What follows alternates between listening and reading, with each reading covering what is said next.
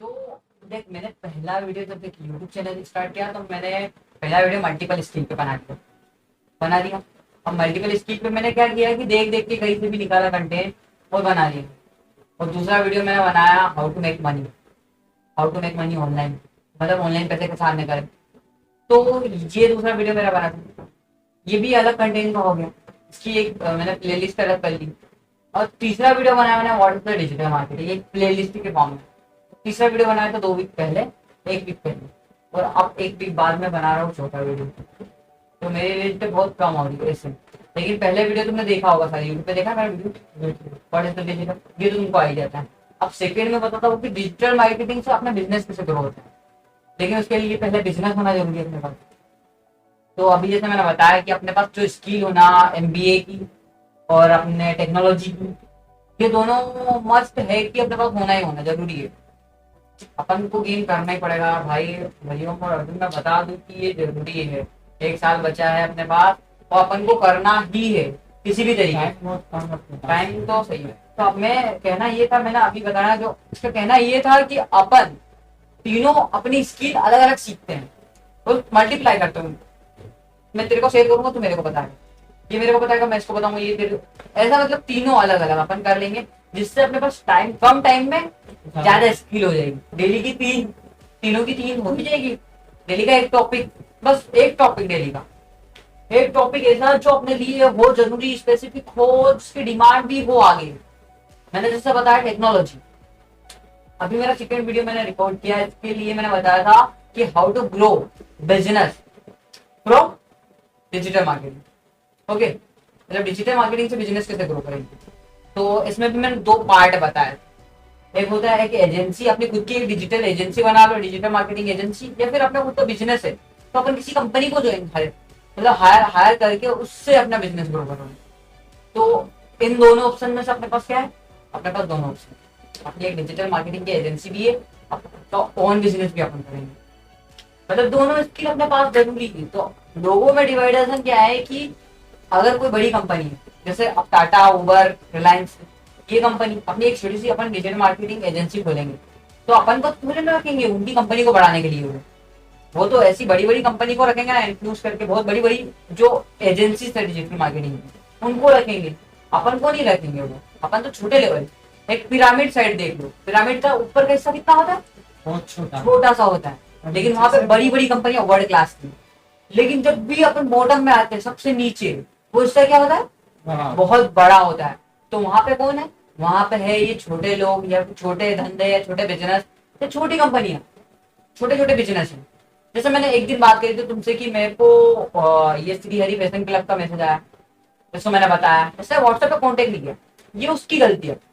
मैंने क्यों नहीं डबल रिटर्न किया, क्योंकि मुझे पता है भाई कि अपन ज्यादा पोस्ट करेंगे ना, अपनी कोई वैल्यू नहीं बचेगी, सही है ना। और अपन कन्विंस करें तो किस चीज के बारे में कि आपको करना ही पड़ेगा, करना ही पड़ेगा, ऐसा थोड़ी ना यार, हर जगह थोड़ी ना ये चलेगा स्ट्रेटेजी। तो अब लॉस तो उनका ही हुआ, मैं गारंटी से कह सकता हूँ। बिजनेस ऑनलाइन, तुमको भी पता है कि ऑनलाइन बिजनेस ज्यादा है तो रिस्क ज्यादा बढ़ेगी अपनी डिजिटल की। तो उसको मैंने 2 पार्ट में डिवाइड किया कि एक होता है डिजिटल मार्केटिंग एजेंसी, समझ रहे हो ना तुम, एजेंसी किसको, और एक खुद का ओवन बिजनेस। हाँ, तो डिजिटल मार्केटिंग एजेंसी के बारे में पहले बताया कि डिजिटल मार्केटिंग एजेंसी आप कैसे बना सकते हो, उसमें कैसे क्या काम होगा और कैसे हायर कर सकते हो। तो डिजिटल मार्केटिंग में भी बहुत सारी कोर्सेस आते हैं, इसमें होता है Facebook marketing, YouTube marketing, video marketing, content writing, website blogging, SEO, search engine optimization. तो ये सारी चीजें और भी बहुत सारी चीजें, बहुत सारी डिजिटल में तो बहुत सारी चीजें यार।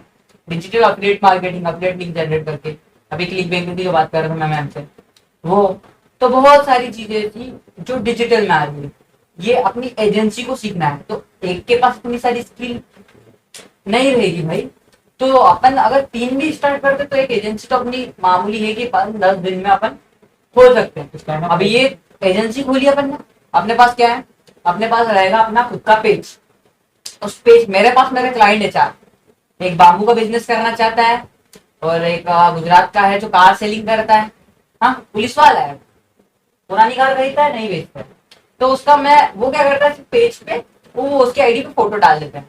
तो मैं उसको कन्विंस कर सकता हूँ कि भाई आपकी एक वेबसाइट हो जाए, जिसमें लोगों को जरूरी होता है यार, जैसे अपना क्या है OLX है, हाँ तो लोगों को वो क्या होता है, OLX पे लगता है फेक है, लोगों का फेक चीजें मिलती है, या फिर लोग पैसे ले लेते हैं, लूट लेते हैं।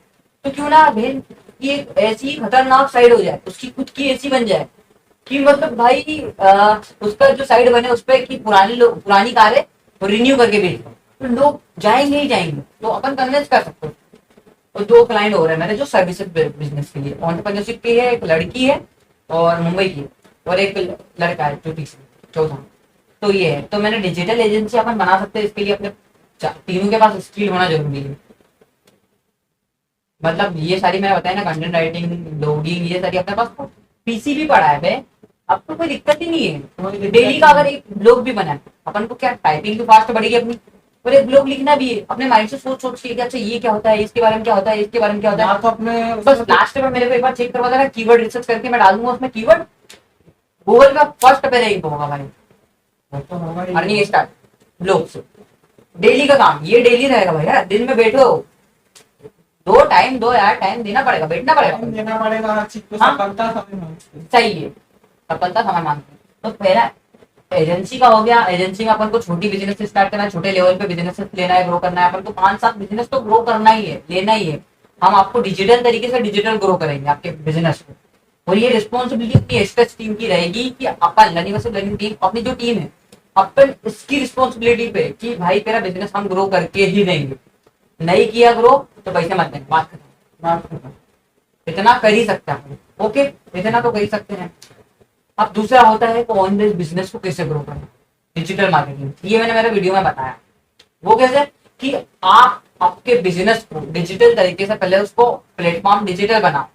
पहले आपका ऑफलाइन बिजनेस है, अगर सपोज करो कोई प्रोडक्ट लॉन्च करना है, हाँ, तो क्या क्या करेंगे उसके लिए, अपनी एक कंपनी बना ली, इसका प्रोडक्ट बना लिया, या फिर अपन ने एक सर्विस बना ली, सर्विस बेस्ड बिजनेस की, नेटवर्क बना लिया। हाँ, तो क्या करेंगे उसके बाद, अपन ने लॉन्च कर दिया, पब्लिश कर दिया, उसके बाद क्या करेंगे, उसके बाद सीधी सी बात है, अगर आप ऑफलाइन कर रहे हो तो ट्रेडिशनल एड बैनर, वो बैनर आते हैं जो बड़े बड़े, यस। वो छपवा सकते हो, या टीवी में एड दिखा सकते हो।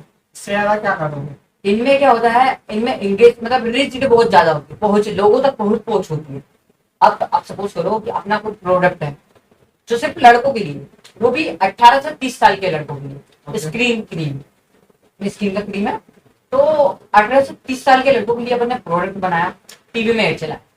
भाई टीवी में एड चलाने की कॉस्ट भी तो बहुत ज्यादा रहती है, और उतनी तो देनी पड़ेगी, लेकिन अपन को सिर्फ प्रोडक्ट तो खरीदेंगे कौन, अपन को पता है 18 से 30 साल के लड़के खरीदेंगे, लेकिन उसको देखेंगे तो बहुत सारे ना, टीवी में तो हर कोई देखेगा, लड़के देखेंगे, लड़कियां देखेंगे, बच्चे देखेंगे, बूढ़े अंकल माँ बाप देखेंगे, ये बहुत सारी चीजें देखेंगे ना टीवी में। लेकिन अपन को तो पैसा सिर्फ तो उन पे वेस्ट करना था ना, अपन फोकट पैसा इतना वेस्ट करा, और बार बार अपन ये भी नहीं चेक कर सकते कि भाई हमारा एड कहाँ तक पहुंचा, कहाँ से लोग आए। लेकिन डिजिटल में ऐसा नहीं है, डिजिटल अपन को एक अपॉर्चुनिटी दे रहा है कि अपन अपने बिजनेस को सीधे तरीके से जिस भी पर्टिकुलर पर्सन या फिर जिस भी टारगेटिंग ऑडियंस के पास ले जाना है, तो उस ऑडियंस तक अपन ले जा सकते हैं अपने प्रोडक्ट को।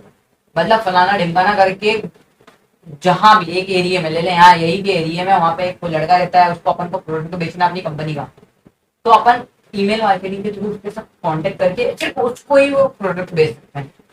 समझ रहे हो, ईमेल मार्केटिंग बहुत जरूरी है, ये भी सीखना पड़ेगा, ये ऐड कर लेना। हाँ, आपने जो एसईओ ये वाला उनके साथ ईमेल मार्केटिंग भी आती है, अफिलिएट तो तुम जानते ही हो, लेकिन इसके डीपली नहीं तुम जानते हो कि आगे क्या क्या होता है, अफिलिएट कैसे होता है, मैं बताऊंगा इसके बारे में तुमको एकदम, मेरे को डिटेल से पता सब कुछ इसके बारे में।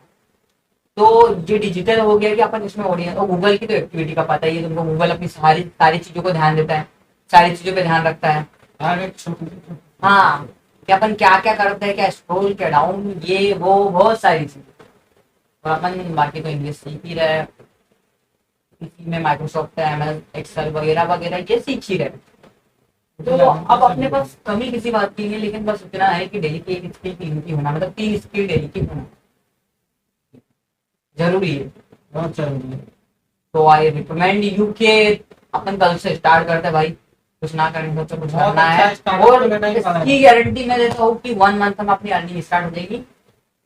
रूम क्लिक बैंक का फर्स्ट प्रोडक्ट $500 का सेल करके बताऊंगा, $500, 2 लाख के ऊपर, 2 लाख के ऊपर सेल करके बताएंगे एक महीने में। और भी जा रहा हूँ। इतना तो कर ही सकता हूँ। अपने पास इतने फॉलोवर है, जैसे कि भाई तू खुद ही देख ले, मैंने मेरा खुद का पेज बनाया जैसे कि तुमको भी पता है कि मेरे पास मोबाइल नहीं था, तो मैंने बोला यार स्टार्टअप करना है तो कहीं से ना कहीं से तो कर ही सकते हैं। तो मैंने सोचा कि सबसे पहले एक काम करके इंस्टाग्राम पर पहले अपना पेज बनाया है। तो लर्निंग मशीन लर्निंग का सबसे पहले मैंने इंस्टाग्राम पे पेज बनाया। फिर उसके बाद फेसबुक पे होना बहुत जरूरी है पेज, क्योंकि वहां से भी अपन पैसे अच्छे खासे अर्न कर सकते हैं और एक नेटवर्क बिल्ड कर सकते हैं। तो इसके लिए मैंने दोनों जगह अपना अकाउंट क्रिएट किया। उसके बाद मैंने सोचा कि यार क्यों ना स्टार्टअप करना है तो यहीं से कर लेते हैं। क्या हुआ, मोबाइल छोटा है तो अपन वॉइस ओवर वीडियो बनाएंगे, कम से कम इतना तो कर ही सकते हैं। एडिटिंग किसी के भी मोबाइल से अपन कर तो सकते ही, वॉइस ओवर का अपन इसमें भी रिकॉर्ड कर सकते हैं। तो इसके लिए मैंने स्टार्टअप किया लर्निंग अपना चैनल, जो कि पूरा मतलब पहले से अपना मतलब माइंड से बना के रखा था अपन ने, इसको स्टार्टअप करना ही है। हाँ फिर मैंने सोचा कि यार लोगों को है ना मतलब ऐसी चीजें सिखाई जाए कि जिनके बारे में लोगों को ज्यादा मतलब सीखने में भी रुचि हो। जैसे कि अपन जानते हैं बहुत से रिच माइंड वाले लोग होते हैं, अमीर लोग होते हैं, बिलियनर होते हैं। तो वो ऐसे तो भाई उनके सक्सेस के भी कुछ ना कुछ तो राज होते ही है, कुछ ना कुछ तो स्क्रीन उनसे भी सीखने को मिलती है। तो मैंने सोचा कि यार सबसे पहले अपन एक काम करते हैं, उनकी हिस्ट्री जानने की कोशिश करते हैं। अगर जैसे कि वो भी मिडिल क्लास से, अपन लोग भी मिडिल क्लास से, तो उन्होंने ऐसा क्या किया जो अपन नहीं कर पा रहे, वो ऐसा क्या करते हैं जो अपन नहीं कर पा रहे। उनके पास भी 24 घंटे होते हैं, अपने पास भी 24 घंटे। उन लोगों ने 24 घंटे में इतना कुछ कर लिया, तो अपन क्यों नहीं कर सकते। तो इसी बात का पता लगाने के लिए मैंने सोचा कि चलो उनकी हिस्ट्री पता की जाए। तो मैंने अपने रघुवंशी लर्निंग चैनल में मैंने सोचा कि सबसे पहले अपन एक काम करते हैं कि इसमें क्यों ना लोगों को उनकी जितने भी मतलब पहुंचे हुए लोग हैं, बिलियनर लोग हैं, उनकी हिस्ट्री को एक से बता रही है। जैसे कि निकोला टेस्ला, इनके बारे में बहुत कम लोग जानते हैं, पर ये ब्रिटिश साइंटिस्ट थे जिन्होंने इलेक्ट्रिसिटी का जन्म दिया। जो अपना इस समय अपने घर में इलेक्ट्रिसिटी कैसी प्रणाली के रूप में आ रही है, कैसी प्रणाली उन्हें है। इससे पहले कौन सी थी, डीसी प्रणाली थी। इसमें बहुत सारी समस्या आती थी, और इन्होंने टेस्ला कॉइल्स का भी निर्माण किया। टेस्ला कॉइल्स मतलब ये कुछ इस तरह की होती है जिसमें कि कम ऊर्जा में अधिक विद्युत धारा बनाई जाती है। और यह आज के दैनिक युग में मोबाइल में, कंप्यूटर में, टेलीविजन में, सभी चीजों में टेस्ला कॉइल्स का उपयोग होता है। तो इसके बाद मैंने सोचा कि टेस्ला के बारे में तो बहुत कुछ लोग जानते हैं, और भी नए नए कंटेंट जैसे कि विवेक बिंद्रा, संदीप माहेश्वरी, इस जैसे लोग हैं, इनने भी अपनी स्किल्स से लोगों को प्रभावित किया है। मतलब देखो, उनका मेन कंटेंट क्या था। बताओ, तेरा कंटेंट ठीक है, लेकिन तूने उसने पेज पे एक गड़बड़ी कर दी। मैं देखो रियलिटी बताता भाई, अपन कोई दिक्कत वाली बात नहीं, बुरा मानने वाली कोई बात नहीं। रियलिटी ये है कि तूने ना खुद के हिसाब से कंटेंट पोस्ट किया। मैंने पहले भी बोला था एक दिन में से भी कि तू खुद के हिसाब से नहीं नहीं, अपन को खुद नहीं चाहिए, अपन को लोगों के माइंडसेट चाहिए। जो तू इससे पूछ, मैं गारंटी देता हूँ, तू इससे पूछ भाई, रिकमेंड करूंगा कि लोगों का साइकोलॉजी क्या होना चाहिए अपने माइंडसेट पे। तो इससे रिकमेंड ले कि तू लोगों का साइकोलॉजी कैसा होना चाहिए तेरे पेज पे, कि कौन कौन से लोगों को ऐसी चीजें पसंद आती है। एक्सपीरियंस बेस पे तो बता ही देंगे, सही कह रहे हो, इतना तो बताएगा आपको। तू इससे पूछना कि